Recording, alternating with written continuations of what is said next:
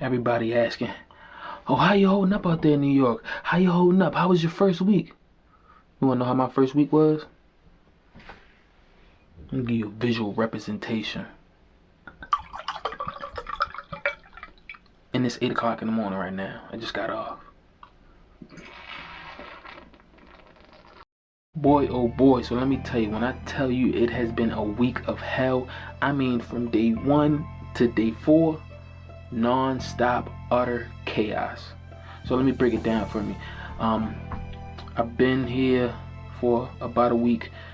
Orientation was on Monday, and you know orientations are usually in the morning time, so that was already hell, waking up in the morning, especially when I'm so used to working night shift. First day in New York City, first official day of my first travel nurse contract.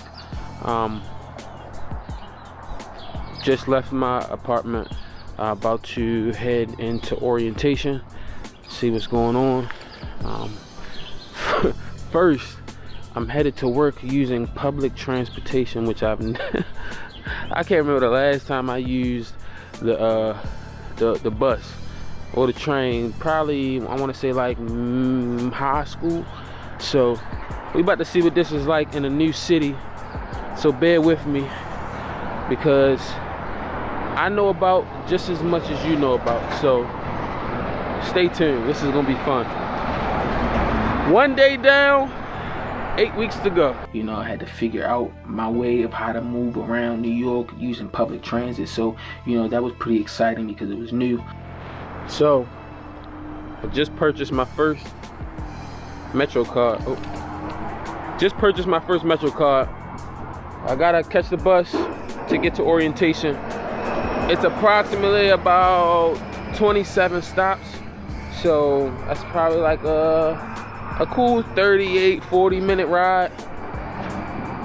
I'm used to taking myself to work, so this is gonna be a nice uncomfortable situation to put myself in. I figure in uncomfortable situations, that's when you have the best growth. So you know, I make it through this, I can survive anything. So, you know, getting on public transportation and walking around the city, you know, you would expect New York City to be so fast paced and, you know, everybody just ripping and running. Let me tell you, the streets are quiet. The streets ain't talking. They are quiet. And the people that you are seeing out on the streets, everybody has on a mask. I don't think I've seen anybody's face yet in New York.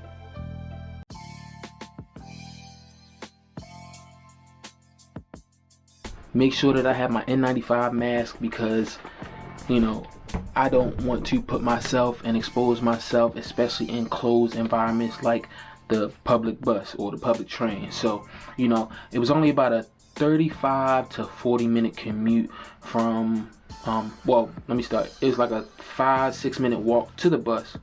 Then about a 35 to 40 minute commute straight shot to my facility. And then another 5 minute walk, 5 or 6 minute walk to the facility. Now this day, you know, orientation day is filled with just a bunch of paperwork. So we got to do the glucometers. We had to do some online testing just to make sure everybody was competent and, you know, able to function as a nurse and know this stuff. Everybody introduced themselves, you know, figuring out what areas and what specialties people were working in. I was really excited because I just felt like, you know, I felt like a soldier getting ready for battle. And these were my other comrades coming from different branches to come and fight this one big supervillain called COVID-19. So after orientation and all the logistics and things like that, we did our clinical orientation or shadow for half of the rest of the day after lunch. And when I tell you, it was nothing like I've seen before. Walking onto the unit, I mean, as soon as I walk in, there are at least 9 vented patients in the emergency department. That's in one area. Like, I've never seen, maybe 2-3 vented patients in the ER, but 9 people. It was 4 over here, 5 over here. And just to give you guys, you know, a kind of insight on what the ER looks like, it's, you know, a big nurses station in the middle, and then we have rooms on each side.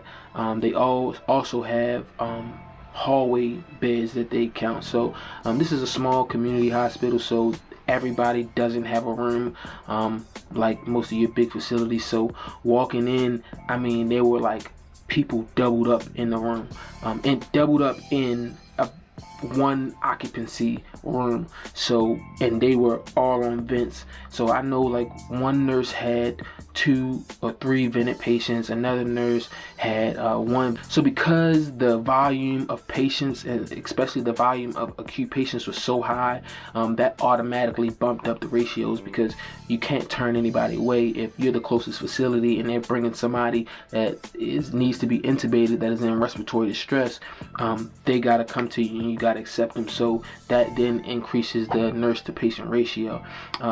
The manager on the floor told me that a typical ratio is 7 to 9 to 1, and in the last week it got as high as 15 to 1. 15 patients to 1 nurse. And that was luckily before I had arrived, because that's when they really got hit hard with a lot of the COVID-19 patients. And I know at one time in such a small community hospital, there were 90 patients on the floor at one time. 90 patients. So I really understood, you know, the help that they needed and why I was there, because I felt like my heart went out to those nurses, because they were killing themselves. Like, I could just see it in their faces. They were like walking zombies, and they were walking zombies amongst the dead, pretty much. You have your less acute patients in the hallways in front of the really acute patients. So you got an acute patient right here, and then you got a non-acute patient right here, and it's just boom, boom, boom, boom down the line. So, you know, that was like, that just messed my head up. That scared me immediately, because I was like, whoa, I wasn't prepared for this.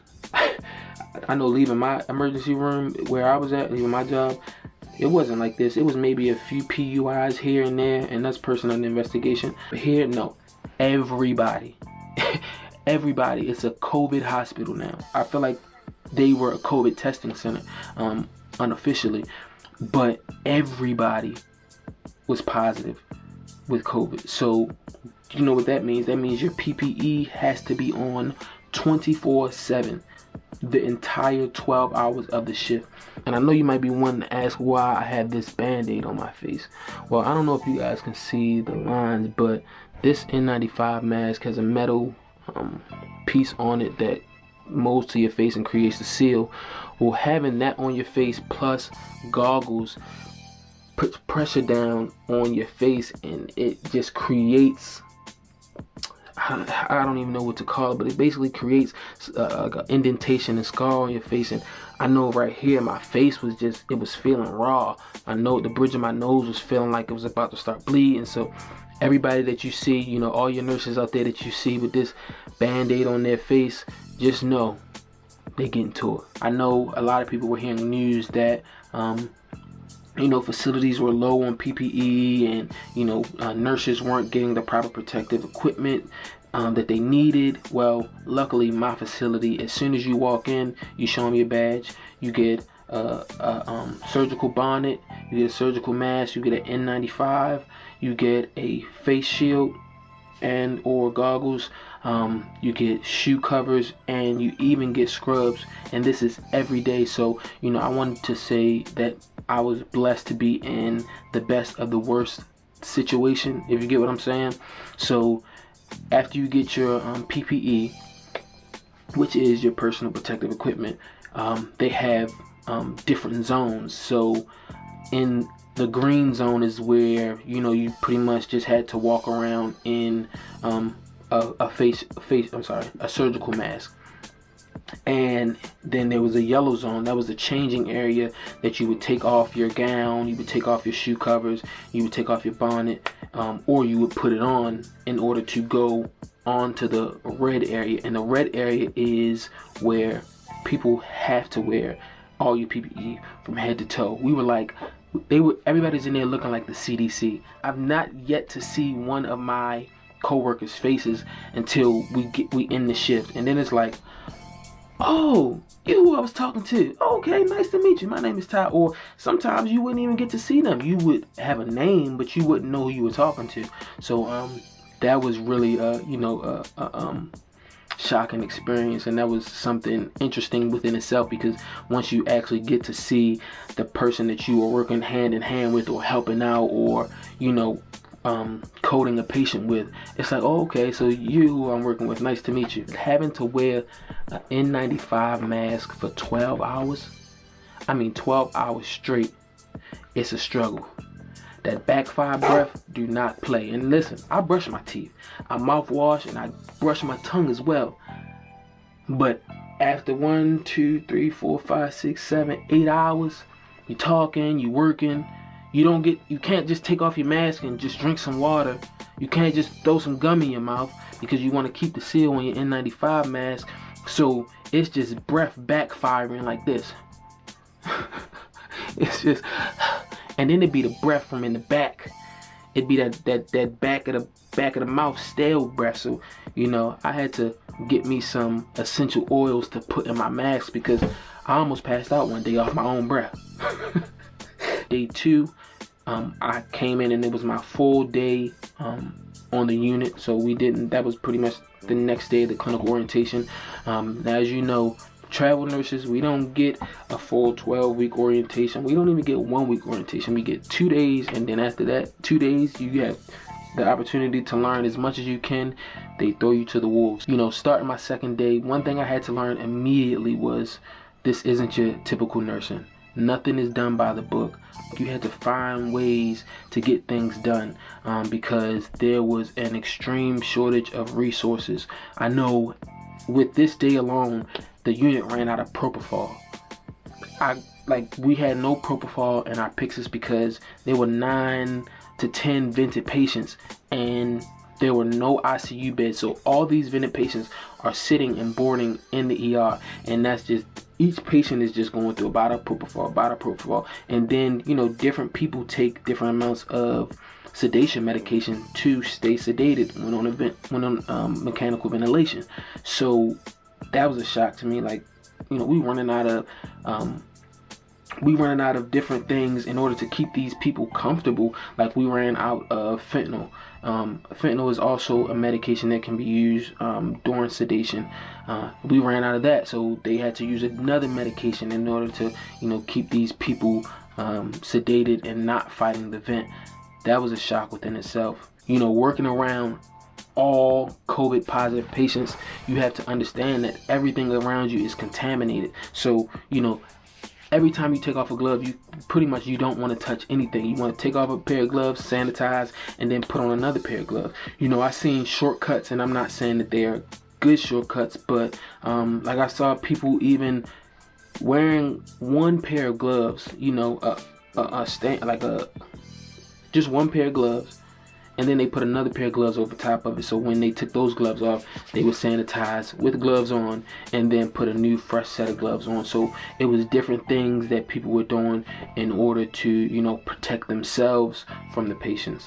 And it was like from 7 a.m. to 7 p.m. the ambo bay was full non-stop. Lined up full of stretchers, EMS and paramedics waiting to get triaged, and waiting for beds, because there was no space in the ER. And it was just like every time one person left, another person came. It was non-stop. So that just really kind of took me by surprise. And I know Monday and Tuesday I had worked day shift, and I want to say I had a day off.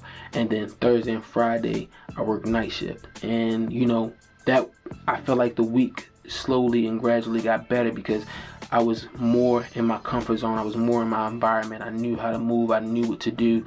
As you know, day shift flow is way different from night shift flow. And I was able to, the urban nurse was able to be the urban nurse. And, it started to get better and started to ease up. The patients started to move. We started to transport patients from our facility to other neighboring facilities in the area. So as you know, in New York, they have tents set up in makeshift hospitals in Central Park. There was a Navy cruise ship that or a Navy hospital ship that came and docked somewhere in the water. So we were transferring patients all day. So I know I had talked to one of the charge nurses, and they said after the week of having 90 plus patients in the ED, the directors and the people up top, started to contact around, and if there was an available bed at whatever facility in the city, they were getting out of our unit. So we had to get them out of there. So, once I started to see how the unit functioned and the flow of things, it definitely got better. I will say this emergency department has a great team structure. Now, the way that you get your patients is set up in districts. So they have district A, B, C, D, and E. And each of those districts has 3 beds, and I want to say about 4 hallways in front of them that is allocated to each nurse.